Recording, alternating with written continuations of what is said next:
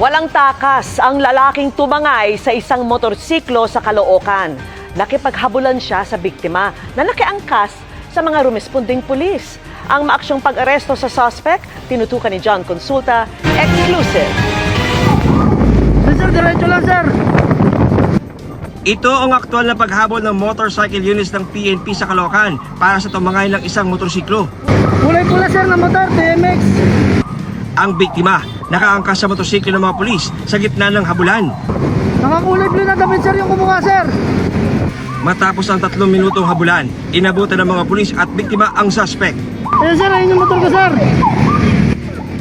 Paano ito nangyari? Pasado alas 3 ng hapon kahapon, nahuli kam ang aktual na pagnanakaw ng motorsiklo sa Caloocan City. Tinangka pa raw habulin ng may-ari ang motor napper pero di na niya ito inabutan. Saktong may mga nagpapatrol ng mga pulis. Pinara niya ito at nakiangkas siya para mahabol ang kanyang ninakaw na motor. Itinimbre na rin ang description ng suspect sa mga pulis na nagche-checkpoint sa monumento.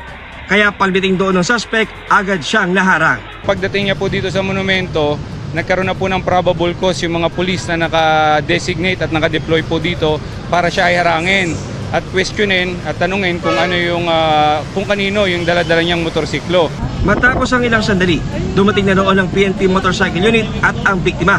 Nang ituro siya ng biktima, agad pinusasa ng suspect.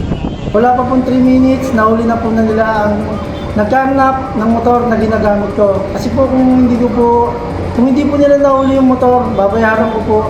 I-shoulder ko po talaga kung magano po yung motor. Ang pagkaka-aresto po nito ay direktang resulta ng kautusan ng ating Chief PNP at ng ating Pangulo sa mas pinaigting na presensya ng pulis sa kalsada at ang deployment sa mga strategic na location. Kung wala po yung pulis na nag-iikot doon, hindi po ito mahuhuli within 3 minutes at kung hindi rin po nagamit yung mga radyo at naibato upang harangin siya dito sa monumento, malamang nakalayo na po itong suspect. Naharap sa reklamang paglabag sa anti-carnapping law ang suspect na umapila sa biktima. Sana po patawarin na po ako. Ha? Bago na po. Pinapangako ko po na hindi na po mauulit. Paalala ng PNP, ilagay na sa ating mga wallet o mga cellphone ang numero ng pinakamalapit na police station sa ating lugar para mabilis na makahingi na tulong sakaling kailanganin.